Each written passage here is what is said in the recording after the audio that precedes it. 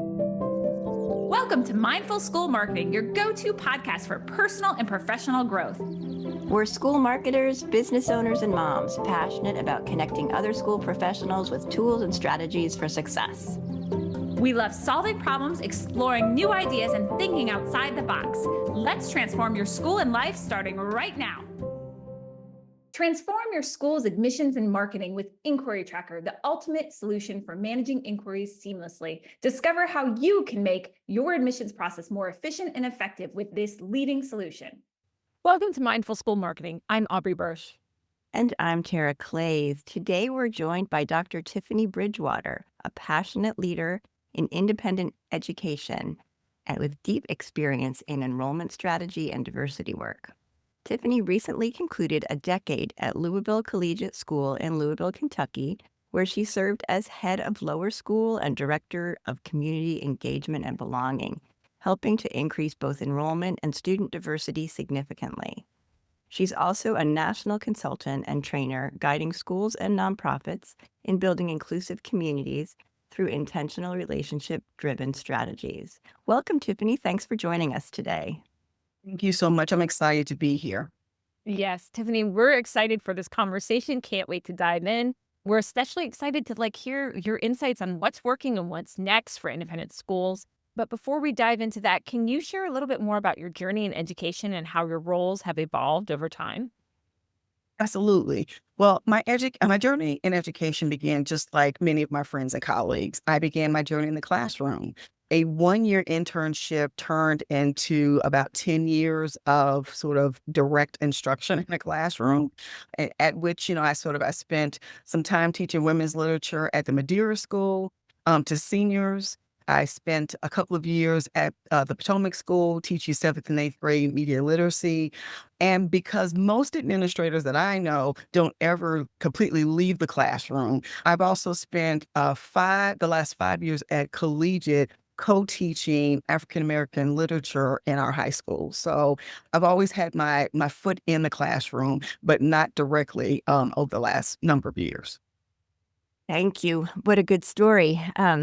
Let's talk about your time at Collegiate, because I know when you and I first chatted before we started this podcast interview today, you told me a little bit more about what you've done there. So can you tell our audience about your time there and how the lower school saw significant enrollment growth? What Absolutely. strategies, because you had some great strategies that were effective in achieving that growth. Talk a little bit about those numbers. Absolutely.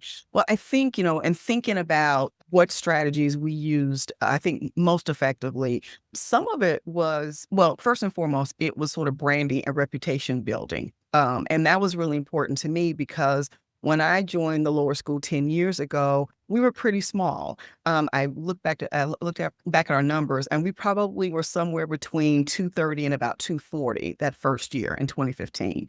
And we were in the process of going through reaccreditation and our 100th year celebration. So I came in a year where we were celebrating sort of these milestones of being a 100-year-old school, but we were also reflecting about what we've done in the sort of reaccreditation process.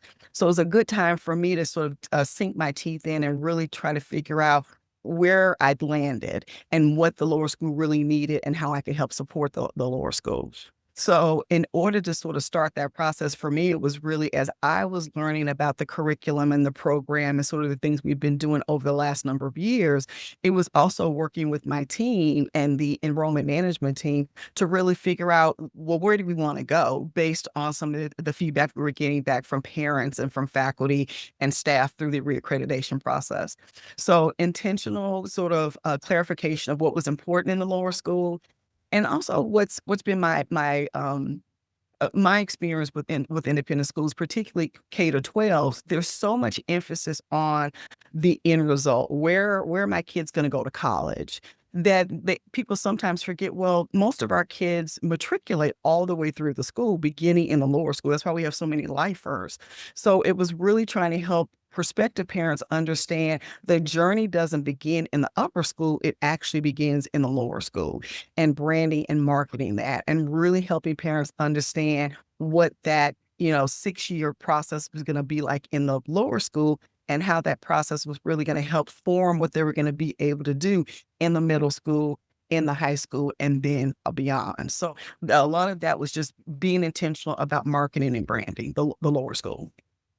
That's so important. I love what you said. It's basically figuring out like, okay, if you had people who are interested in the upper school, like that end of journey process, right? You were missing the opportunity to educate of why stay, why come to your lower school. So it sounds like you all really honed in on that messaging and really got clear, and that probably helped with your enrollment and admissions process. So, wow, thank you for sharing that. I'm curious, kind of as an add-on to like the admissions process.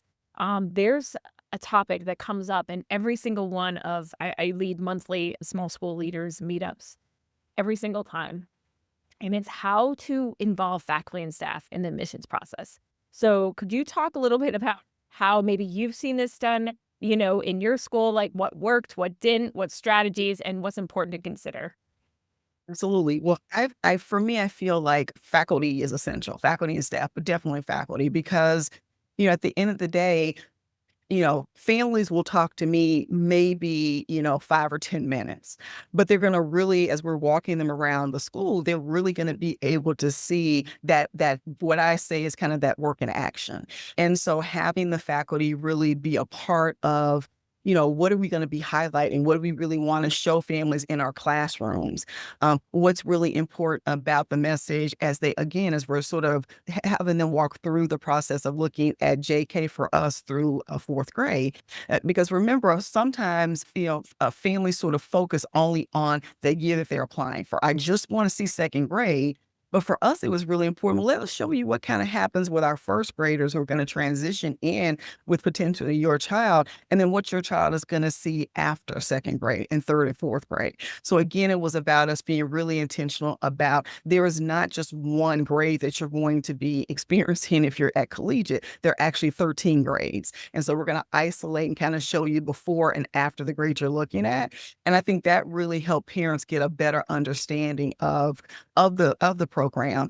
And it helped faculty really start to have conversations about, wow, if you're going to show that, maybe I'll show this in my classroom. So a lot of teamwork, a lot of collegiality, and just sort of sharing information.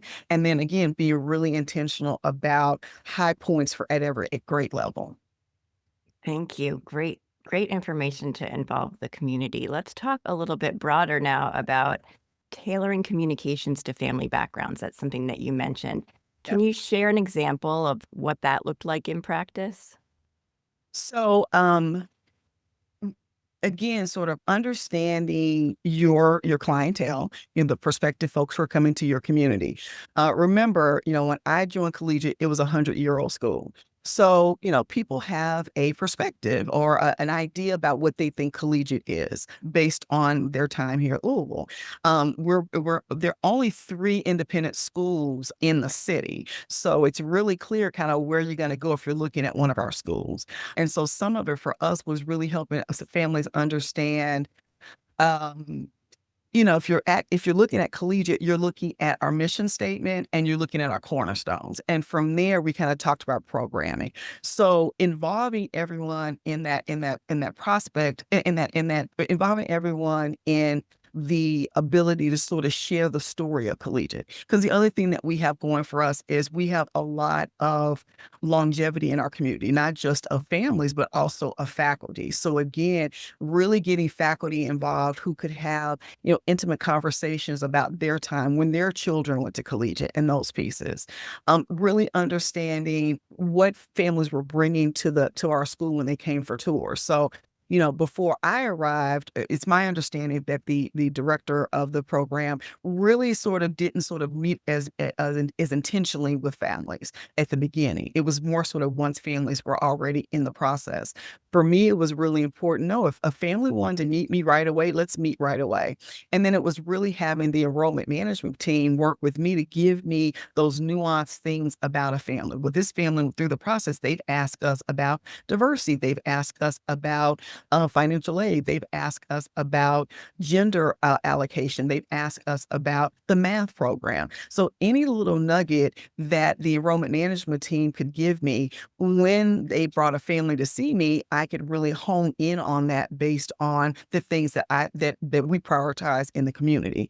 I do want to be clear that for me, it was also important that everyone heard about the mission. Everyone heard about the importance of diversity. Everyone heard about the importance of the community, but just being very specific when I could and intentional about things that seemed important to families. And so that was something that we were able to do in a high level way. And working with the enrollment management team so closely and having a good relationship with them, they would feed me things that would help me talk to families when they came for visits. That's so important. Things you mentioned there. I'd like to kind of revisit something you just said there about like what I heard was kind of data too. Like it sounds like you were both the quantitative, qualitative pieces that you were bringing together helped you better understand your community and your parents, and also helped in different ways. Can you speak a little bit to how you all use data, like in terms of tracking those conversations, what the admissions teams handed you? That would be really helpful. Absolutely. Well, please know that some of this was just, I spent time in another life at the Potomac School as an admissions person, and my job in that responsibility was to do outreach mostly to underserved communities. So really understanding the importance of building relationship, of really understanding sort of how you're talking to families, and again prioritizing some of the things that might be important to them and showing them how that might look in our school was really important. So rudimentary things like, I love a Google Doc. I'm a Google fan. So being able to sort of have the person's name and information just sort of shared directly from the admissions office so that I had time to sort of look at that, review it, and sort of think, hey, which classroom do I really want to emphasize as we're walking this family around? What pieces of the school do I really want to sort of point out? If a family really is into robotics, and we have a robust robotics program starting in 4th grade at Collegiate, like I could really emphasize our science tech room as well as the one in the middle school. So it's not that we were doing anything, revolutionary, but it was about transparency and just information and being able to share that quickly and being able to share that in a way that gave me time to process and to work with my team to figure out how do we really want to highlight some of the really amazing things that are happening in our school during these times. I also want to point out, we also maximize our open houses. The open house system for some schools has changed. It used to be when I was at Potomac, they were on a Sunday, 3 to 5. And we had to really think, are we really maximizing the amount of time we have? Are we shutting out families for whom weekends are tough because they have other responsibilities? Volleyball, soccer for the kids, those kind of things. So we had to think about those pieces. We also got to a model by the end where we didn't have every faculty member at an open house, because then you have all these labor pieces. You have to come to school the next day or in 2 days. So we started to really streamline again based on some of the information that we know from families. Who do we want on campus for these open house sessions? So a good Google Doc, a good ability to just sort of get information quickly and time to analyze it was sort of the things that I used. You're speaking my language when it comes to Google Docs and Google Sheets. Yep. I'm totally geek out on that. We're the Google users at Design TLC as well. So let's talk about how you coach schools as in your consulting role to move from a transactional approach to admissions to more relational, which you've talked a lot about, kind of getting to know who you want in your school. So to move from that transactional relationship to a more community building process. And what advice do you give to schools that may be just beginning their journey toward more inclusive admissions practice? I think, community, teamwork. You never know who that family is going to relate to the best. It may not be the head of the lower school. Our head of school is really involved in the admissions process as well. He meets all the families, but it might not be that person either. It could be that parent who, you least expect to really kind of come in and demonstrate a love for the school because they're really shy and quiet, but you've had these conversations and you sort of know what they bring to the table. I think, if you ask anyone about me and my journey in education, it's all about relationship building. I really believe that to the core of my being. And so what I often tell schools is that, you have to spend the time and the capital really getting out there and knowing your internal constituency, but also the external pieces. Sometimes, housing, we've been able to sort of have different speakers at the school and invite families for those opportunities to hear those speakers. That's an opportunity for them to get a feel of the school and do those pieces. So what I really try to remind schools is that the whole process, you're trying to cultivate a relationship with families. Because the other thing I think schools forget is that sometimes families look at you a year, 18 months, 24 months ahead of time for them to even apply. So you're constantly sort of building those relationships. So we started having these little bitty kind of pop-up opportunities for schools to come over and see us ahead of time. Having relationships with daycare centers and preschools really helps me also cultivate those early years of sort of parents coming to the school, particularly for JK and kindergarten. So I really emphasize relationship building. I emphasize with schools the ability for them to utilize all of the resources in the school, summer camps, extended day, those pieces, because you just don't know what the real entry point is going to be for a school to think, wow, I love that activity and I think I'm going to go for this school. And so as many times as you can sort of do as many ways as you can invite people in, have them get a taste of the school. Musical performances, we do that a lot too. Hey, the middle school's doing, Girls and Dolls. Hey, come over and see this performance, and we have parents come to campus to see that. And they think, wow, I can see my child in 8th grade in this kind of performance. So relationship, teamwork, collaboration, those things are the hallmark, I believe, in admissions work, particularly as competitive as it is now, because the pool of applicants is smaller and everyone's going for the same people. So build relationships. I love what you say about relationships. It's absolutely true. And I think that goes whether you're working in enrollment or fundraising or any aspect. I mean, that relationship piece is so key. And you're right, in a crowded, very competitive market, it's the relationships that are going to, move the needle and have parents and students, thinking about your school over someone else's. So thank you for sharing. I'd love to talk a little bit about kind of student diversity. Increasing student diversity from 19% to 29%, no small feat, right?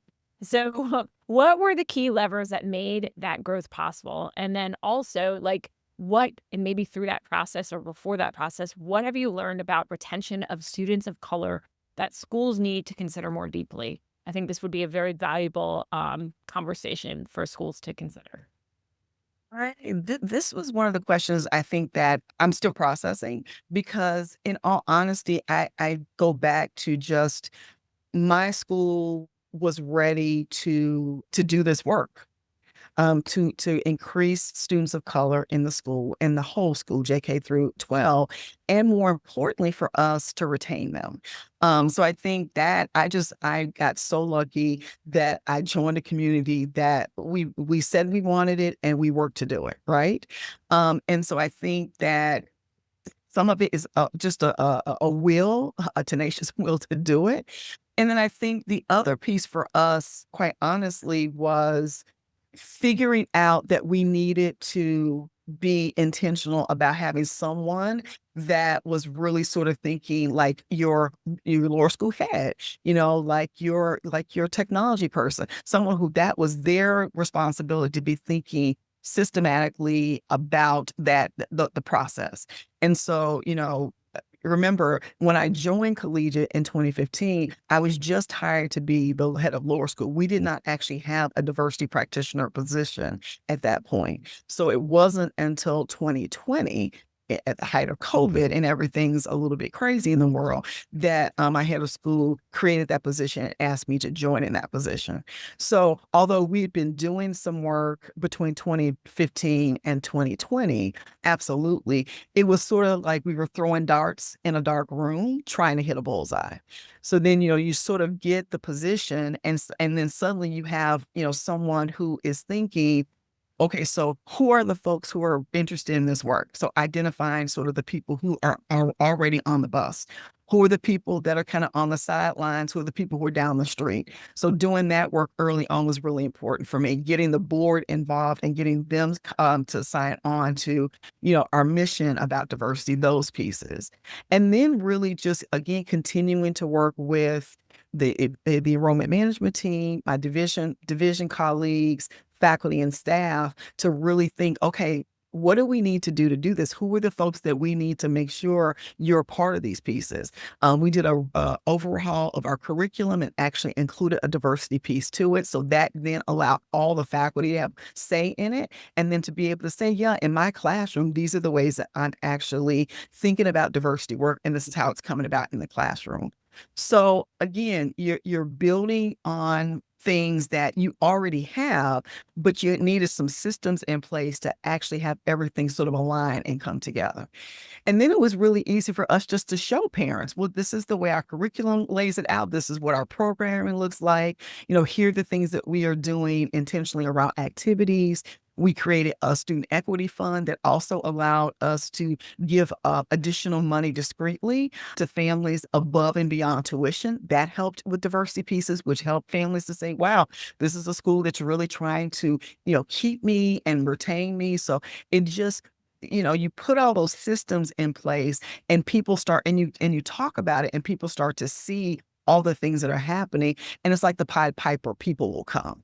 And so that's not, probably does not answer the question in the best way, but it is, I think, the way that we were able to do it and consistently do it over the 10 years that I was at Collegiate.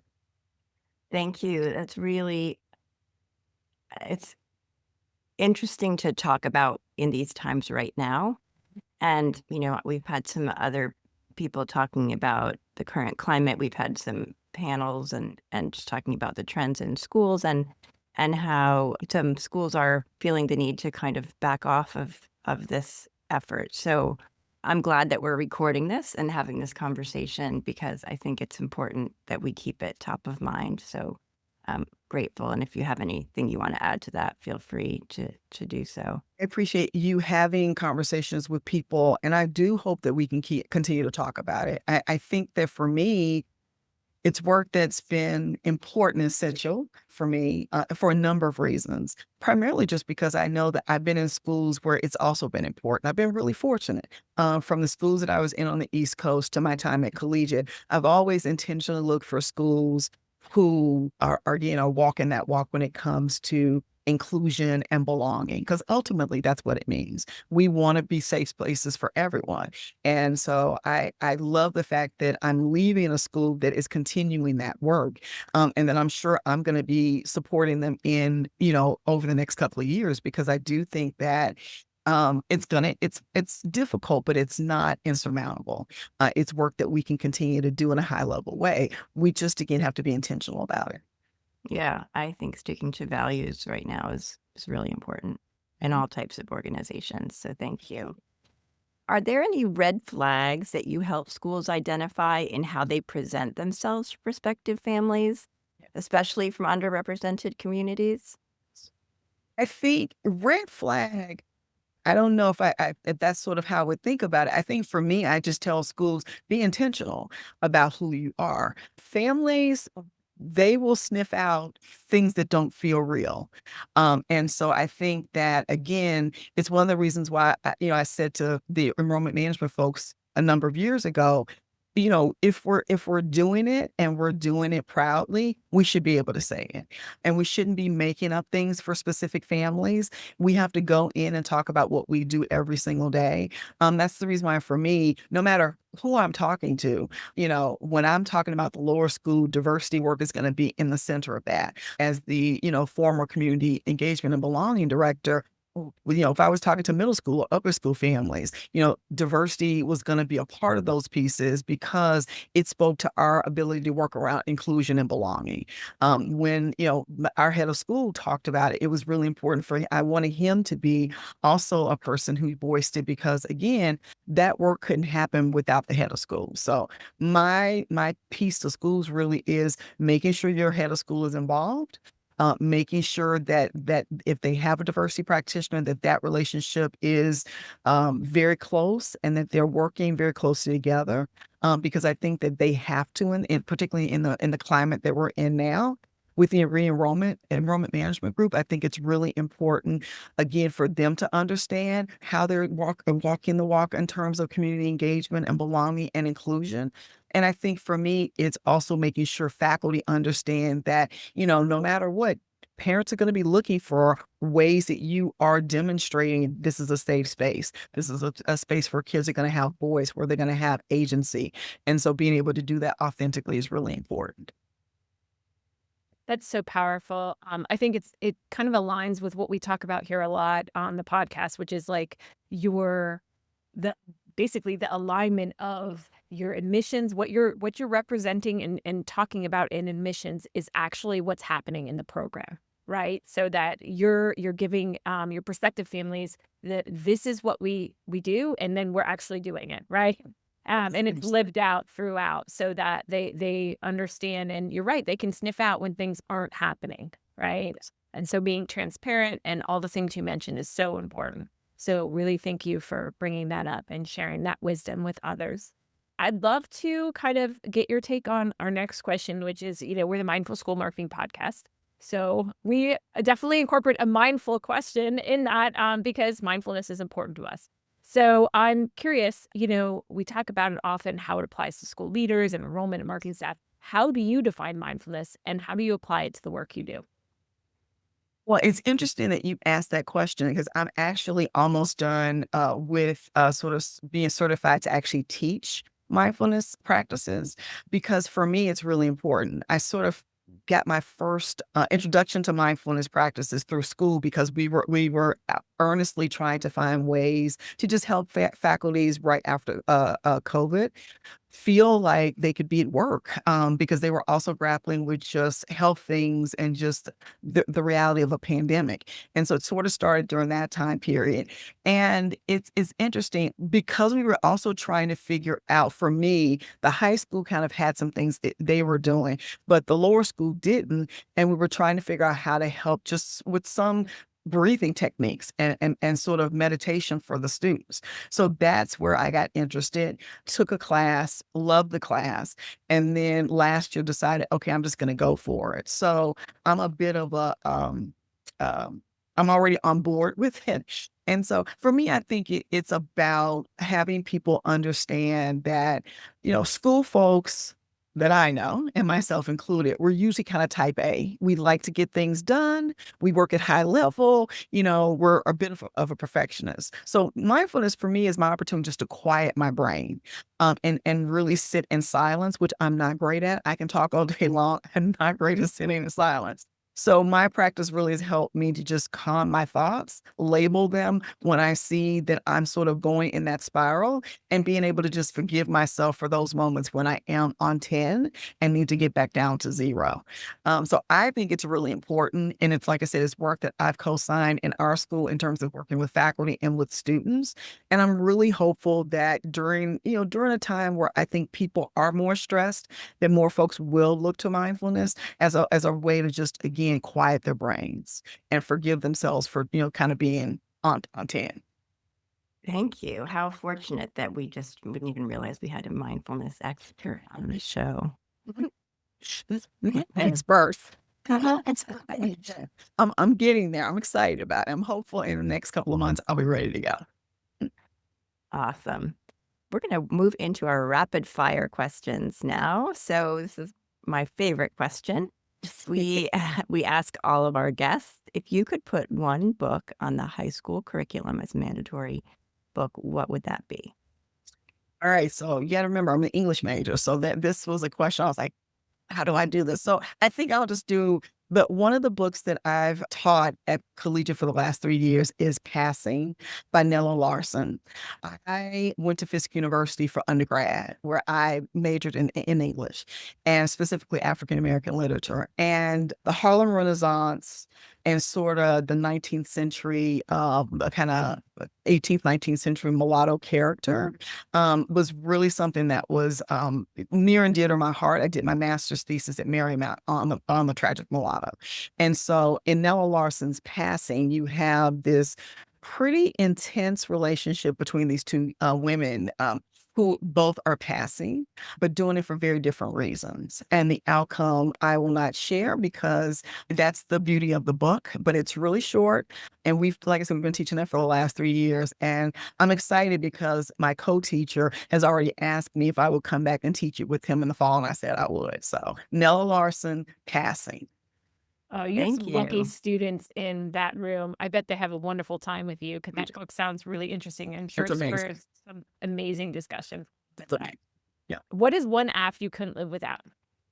It's tough. I probably at this point my mindfulness app, because I love that I can get on and journal. I can use it to go through a couple of guided meditations. So I would say probably my mindfulness app right now. Is there a specific one that you use? So Koru is the one that I use. Mia is the program that I'm working through, and it used to be Koru, and it's now Mia. Okay. Next question is what book are you reading now?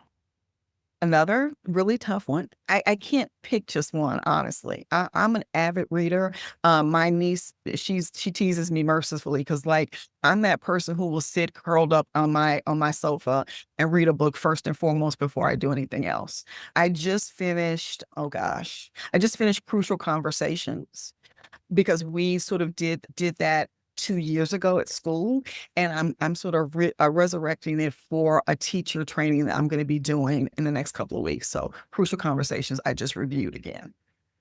Nice. Good to go back to some books that you've read before, but you just want to come back because they're so good and have such great kernels in them. What is one great piece of advice you'd like to leave us with?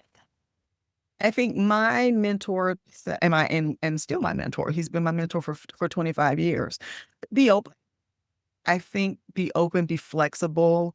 Again, the times that we're living in, I want to think are growth times. Like, I don't want to be negative. I don't want to be alarmist. I think there are growth times, but I think that they require openness and flexibility and an ability to just sort of be. I mean, I'm not doing a good job about this, but I feel like for me, the thing that I said to my faculty on my last administrative meeting with them was, this time of transition has been amazingly awesome and terrifying all at the same time. And I told them, I know that right now for some of you guys, the uncertainty is terrible. But think 10 years ago, you were also going through a transition where you were worried and you were nervous about me coming on board. And so I told them, I said, I want to reassure you that, with the school, we've done a process and that the person coming in is going to come in and work with you just as diligently as I have. But you got to be open, you got to be flexible, and you just got to be. So I think that would be the thing I would say to everyone is just to be flexible and open. Excellent. Thank you so much. What a great way to start the day today for us. I'm so glad that you're here today, and thank you for sharing, and best wishes on your new endeavors as you move on. Where can people find you online? Right now, I'm so glad you guys asked. I'm in the process of working with a friend to finalize my website. So right now, my LinkedIn account, my page is the best place to kind of find me, message me. All the information that you need about sort of what I love and what I've done is there at this point. I really wanted to finish my time at Collegiate before I start to think about other things. So I'm in the process of doing that, and I'm hoping, knock on wood, everything will be ready sometime in August. Fantastic. Great. And congratulations. Thanks, Thank you Tiffany, so so much. much I for appreciate being it. here. This episode is brought to you by Enquiry Tracker. We believe that every inquiry is an opportunity, and with Enquiry Tracker, you can unlock the full potential of your school's enrollment journey. Say goodbye to missed opportunities and hello to a streamlined admissions process that prioritizes efficiency and effectiveness. Discover the leading solution for school admissions and marketing. Visit inquirytracker.net to book a personalized demo today. That's inquiry with an E, tracker.net. Thanks for joining us on the Mindful School Marketing Podcast. We'd love it if you pop into iTunes and leave a review, 5-star preferred. Let us know how you like the show. It helps us improve what we're doing and helps others find us too.